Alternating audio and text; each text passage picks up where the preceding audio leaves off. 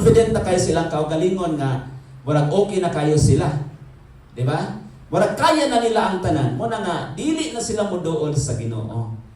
Welcome back to Born to Praise TV channel. We are created to praise and worship God.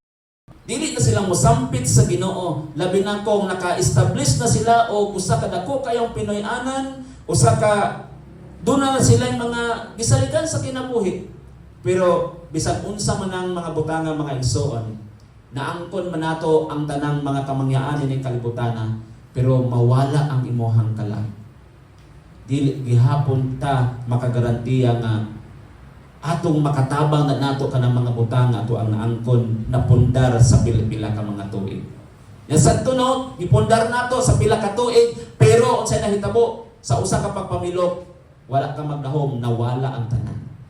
Manang importante na gid kayo mga igsoon kabalo kun sa application ani sa Isaiah chapter 45, 7, 9 og sa bersikulo 10, salig ragyutas Ginoo.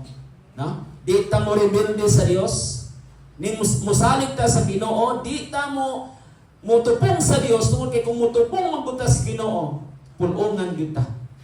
No? Salig ta sa Ginoo tungod kay ang Dios mo ay nagkontrolar sa tatong mga kinabuhi. Sa diya katong mga kinabuhi mga igsoon, dili na ang mga panghitabo di nato na makontrol. Muabot o muabot gyud na siya. Unsa may atong mabuhat ana? Kaliwala ni ining mga kalamidad. Let us always trust. Salig ratas Ginoo. Di ba ang pagsalig mo ni ato ang kadako sa tong pagtuo mga igsoon? Balik na punta sa milabay Domingo. Dili mo dako mo tubo ang atong pagtuo kung ang pulong sa Ginoo wala nato pamalandungi. Kung wala ta nagbasa Biblia, wala natong madunggi ang pulong sa Ginoo, dili pud na motubo ang atong pagtuo mga igsoon. Bisan kaliwat pa ta mga igsoon o pamilya nga Kristohano na, dili ka garantiya na kung di kay ta mamalandong sa pulong sa Ginoo, dili gyud motubo ang atong pagsalig sa Dios. Kay nga naman, di man to mailhan ang Ginoo.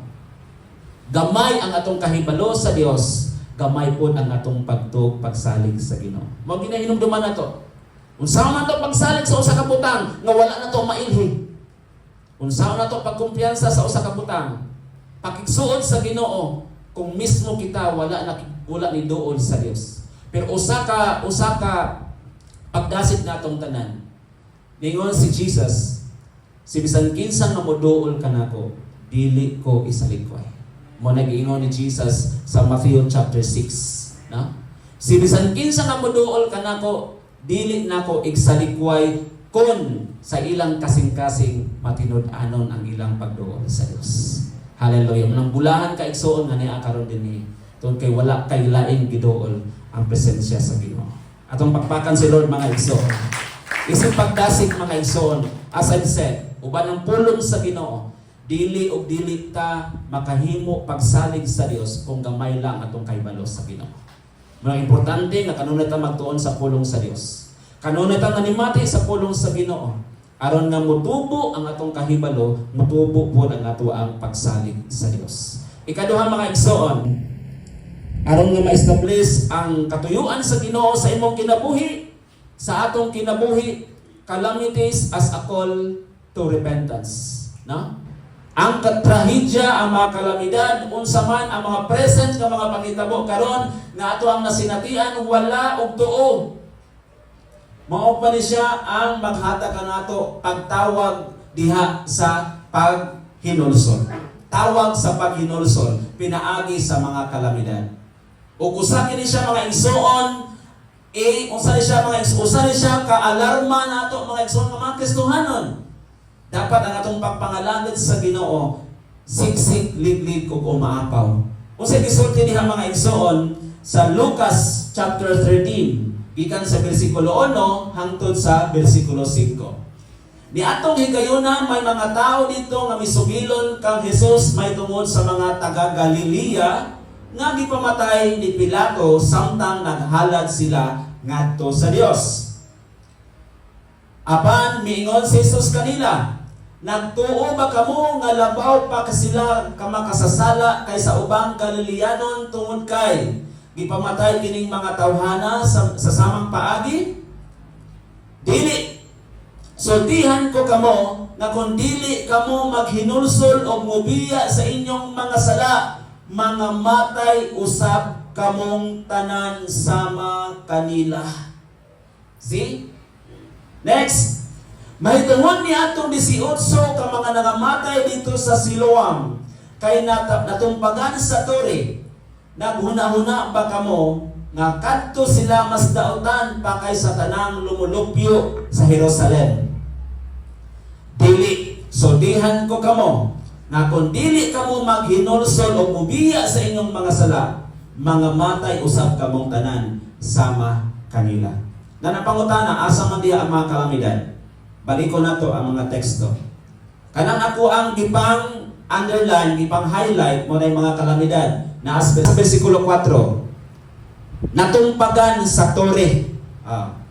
Ano natumpag man ang tore? Tungod kay na ay lino. O kalamidad na siya. O gisulti bas Biblia? Gisulti sa Biblia. O nganong naabot ang kalamidad? Tungod kay usa na siya kaalarma aron ang mga tao nga namiya sa Ginoo mubalik sa Dios. Murepent sila tungod kay kita tanan o mubiya kita sa Ginoo nakasalata. Wala kita magtuman sa kabubuton sa Ginoo nakasalata. Wala ta nakaampo nakasalata kay gisugo man ta mo ampo. Di ba? Yes, pastor, gamay ra kaayo na. Gamay bitaw. Gamay ra bitaw para nimo pero sa Ginoo big deal na. Ha? Na late ka gamay. Big deal na, gamay rin na para nimo, pero sa Ginoo big deal na. Big deal na. Kaysa ang definition man gud sa sala mga igsoon. Once nga to ang na-miss, na-miss, bisan katiting lang, you are missing the mark. Kay ang Dios balaan og perfect.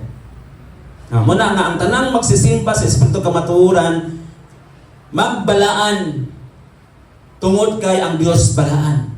So mo ni mga igsoon nahitabo ang mga kalamidad, tanang mga kalamidad, as I've said sa gikayon ko na, walay higayon nga Dios wala masayod. Nasayod yun ang Dios ana. But He allows. Iya lang yung gitugot para kining tawhana maka hinuklog. Ililonggo na siya. Kung saan makahinuklog, maka-realize, makahuna-huna na kinanglan siyang mudot-dot sa Ginoo kay aron nga dili siya maintimano. Usahay ibit-ibiran ta mga igsoon ay hapit na gyud, nagana kay hapit ra.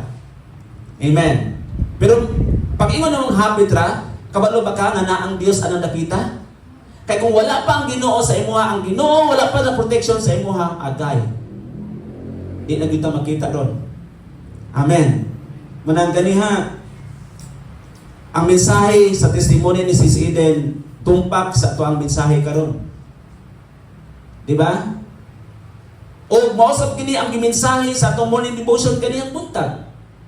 Ang mga panghitabo, usahay dili ta ma-impress, di ta malipay, pero adunay katuyuan ang Ginoo. Nganong nahitabo na? Muna kitang mga alagad sa Dios, kinangalagad naman ta, nakatuo naman ta, mga anak naman ta sa Ginoo. Let us always be sensitive kung unsay dilin sa Ginoo sa itong kinabuhi. Kung asa ang Dios malipay. Imo muna asa ang Dios malipay. Kabalo na kaanak kung asa ang Dios malipay. Hallelujah. Kung malipay ang Dios, mga igsoon buhata. Pero kung di malipay ang Dios, ayaw buhata. Kaya anuman, usa sa makapasilaop sa kasuko sa Ginoo kanang mo rebuild ta sa Dios. Hallelujah.